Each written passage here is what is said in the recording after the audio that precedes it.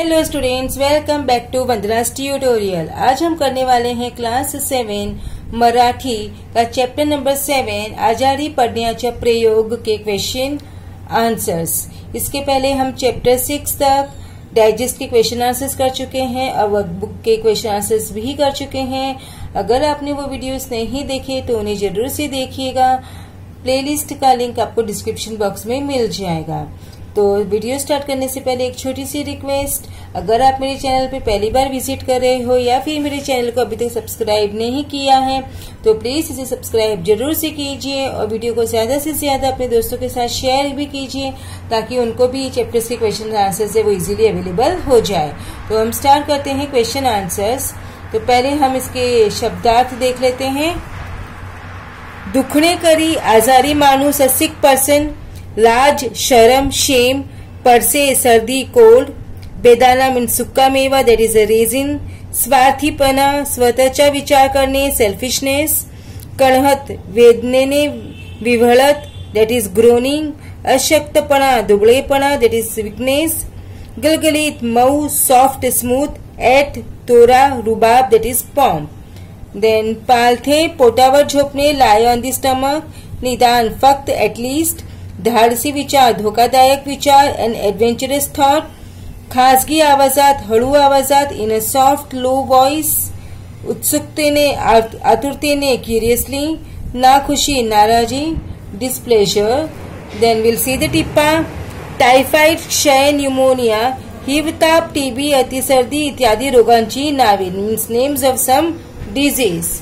Next is शिरा, रवा भाजून केलेला गोड पदार्थ, a kind of sweet meat. टिचकी, अंगठा व पहिले बोट जुळवून केलेली बेचकी, a snap with the thumb and a finger. Then वाक्यप्रचार व त्याचे अर्थ देख लेते हैं। ध्यानात येणे, लक्षात येणे, सक्त मनाई असणे, कडक निर्बंध असणे, सहभागी होणे, सामील होणे, दॅट इज भाग घेणे, ठरवून टाकणे, दॅट इज निश्चय करणे, टकामका बघणे, दॅट इज लक्ष देऊन टकटक बघणे, निहाळणे, हेवा वाटणे, मत्सर वाटणे, असूया वाटणे, द्वेष वाटणे, धन्य धन्य वाटणे, दॅट इज कृतार्थ वाटणे, मनात विचार चमकणे, दॅट इज मनात पटकन विचार येणे,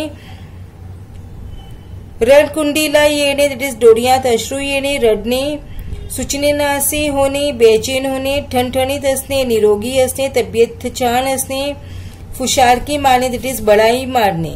okay, now we will start our questions. तो फर्स्ट इज अवर उतारा 1, आकृती पूर्ण करा। तो आकृती मुलाच्या मते मोठी दुखणी, टायफॉइड, क्षय, न्यूमोनिया, अँड छोटी दुखणी, थंडी, ताप, खोकला, पडसे। देन मुलांच्या घरातील आजारी व्यक्तीची औषधे, संत्री, मौसंबी, सफरचंद, खडीसाखर, बेदाना, पेढे, शिरा। देन कृती 2, शब्दजाल पूर्ण करा। सो आन्सर इज आजार लिहा। आईला खोकला, बाबांना पडसे, दादाला अंगदुखी, ताईला हात पाय दुखणे। देन स्वमत, दॅट इज अ मुक्तोत्तरी आन्सर। पुढील तक्ता पूर्ण करा। आपण आजारी असताना काय करू शकत नाही? कुठल्याही गोष्टीत मन रमत नाही, अभ्यास करू शकत नाही, फिरायला जाऊ शकत नाही, खेळू शकत नाही। आपण आजारी नसताना काय करू शकतो? प्रत्येक गोष्ट उत्साहाने करू शकतो, भरपूर अभ्यास, खेळायला जाणे, फिरायला जाणे, मित्र मैत्रिणी सोबत गप्पा इत्यादी करू शकतो।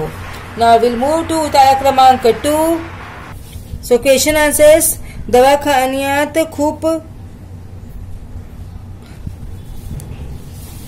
माणसे असली की लेखकाला बरे वाटते, कारण बराच वेळ दवाखान्यात बसता येते आणि माणसाच्या चेहऱ्यांकडे बघता येते।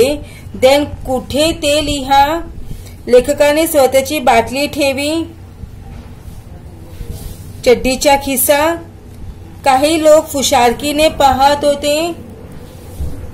आन्सर इज दंडावरला पिवळा डाग। कृती 2, आकलन, दवाखान्यातील लोकांची आस्था। सो आन्सर इज काही लोक कळहत होते, काही लोक इंजेक्शन घेऊन बसले होते, काही दंडावरल्या पिवळ्या डागाकडे फुशारकीने बघत होते। देन स्वमत लिहा। तुमच्या घरातील एखादी व्यक्ती आजारी पडल्यास तिला मदत म्हणून तुम्ही काय कराल ते लिहा। सो माझ्या घरातील एखादी व्यक्ती आजारी पडली तर तिला डॉक्टरकडे घेऊन जाईन, औषधोपचार वेळेवर सुरू करीन, मेडिकल स्टोअरमधून औषधे घेऊन येईन, नियमितपणे औषधे घ्यायला लावीन, आराम करायला सांगेन, स्वतःच्या अभ्यासाच्या व शाळेच्या वेळा सांभाळून आजारी व्यक्तीची सर्वतोपरी काळजी घेईन. देन पाठ्यपुस्तकातील स्वाध्याय व उत्तरे लिहा नाव. केव्हा ते लिहा. पाठातील मुलांच्या घरच्यांच्या दुःखात सहभागी व्हावे असं वाटू लागले. घरातील मंडळी आजारी पडत आणि औषध म्हणून चांगले चांगले पदार्थ खात असत तेव्हा पाठातील मुलाला घरच्यांच्या दुःखात सहभागी व्हावे असं वाटू लागते. मुलाने डॉक्टरांकडून औषध आणायचे असे ठरवले. मुलाच्या वाटणीला कोणतेच आजारपणे येत नव्हते आणि आजारपणातील मजा लुटता येत नव्हती. तेव्हा त्याने डॉक्टरांकडून औषध आणायचे असे ठरवले. नेक्स्ट. मुलाला धन्य धन्य झाल्यासारखे वाटले. डॉक्टरांनी जेव्हा खोलीत नेऊन मुलाला तपासले आणि गळ्यातली नळी छातीवर लावून जीभ बघितली तेव्हा मुलाला धन्य धन्य झाल्यासारखे वाटले. Then next is. डॉक्टरांचे बोलणे ऐकून मुलाची निराशा झाली. तुझी तब्येत ठणठणीत आहे, औषधे काही नाही, पळ जा घरी असे जेव्हा डॉक्टर म्हणाले तेव्हा डॉक्टरांचे हे बोलणे ऐकून मुलाची निराशा झाली. नेक्स्ट इज भाषाभ्यास. पुढील शब्दांना मराठी भाषेतील पर्यायी शब्द लिहा. डॉक्टर मीन्स वैद्य, शल्य विशारद, ऑपरेशन शस्त्रक्रिया, मेडिसिन औषध दवा, पेशंट दॅट इज रुग्ण आजारी माणूस, गुलगुलीत बिछाना. याप्रमाणे पुढे दिलेल्या चौकोनातील शब्दांच्या जोड्या जुळवा. सो फर्स्ट इज टवटवीत दॅट इज फूल, चमचमीत भाजी जेवण, ठणठणीत आरोग्य, बटबटीत डोळे, मिळमिळीत जेवण भाजी, गुळगुळीत दगड. देन समानार्थी शब्दांच्या जोड्या लावा. So answer directly will do. पळसे सर्दी, दवाखाना इस्तिपळ, डोके मस्तक, फुशारकी बळाई. नेक्स्ट. पुढे दिलेल्या चौकोनातील चित्रांसंबंधी काही शब्द दिलेले आहेत त्या शब्दांचा उपयोग करून वाक्य तयार करा. So these are the words they have given us. So answer first is औषध. मी औषध आणले. औषधांना खर्च येतो. औषधांपासून किती गुण आला. औषधांचा गैरवापर करू नये. नेक्स्ट. औषधांतून. या सर्व औषधांतून हे एकच औषध द्या. औषधांनी महेशच्या तब्येतीला आराम पडला. औषधांच्या बाटल्या नीट ठेवा. औषधांवर योग्य सूचना लावा. दणकसांत दिलेल्या वाक्यप्रचाराचा उपयोग करून पुढील वाक्य पूर्ण करा. So answers are. सुलेमान चाचा रोज सकाळी फिरायला जातात त्यामुळे त्यांची तब्येत ठणठणी असते. ध्वनिक्षेपकाच्या आवाजामुळे घरात आजोबांना काही सुचेनासे होते. जॉन आज शाळेत नवीन कंपास घेऊन आला होता. वर्गातील सर्व मुलांना दाखवत तो खूप फुशारकी मारत होता. तो रस्ता खासगी असल्यामुळे आपले वाहन तेथून नेण्याला सक्त मनाई आहे. Then grammar.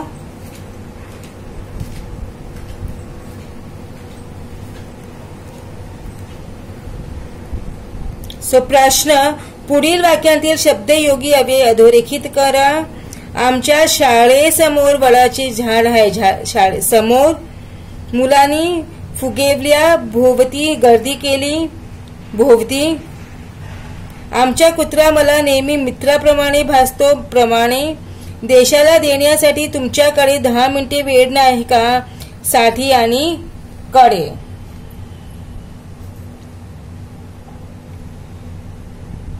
देन कृती. संदेश तयार करूया. दवाखान्या व दवाखान्याच्या परिसरात अनेक पाट्या असतात त्या वाचा. त्यावरील मजूकर पुढील रिकाम्या पाट्यांवर लिहा. फर्स्ट इज शांतता ठेवा. Next is general ward. Then ओळखे पाहू. हात आहेत पण हलवत नाही खुर्ची. पाय आहेत पण चालत नाही टेबल. दात आहेत पण चावत नाही फणी. नाक आहे पण श्वास घेत नाही सुई.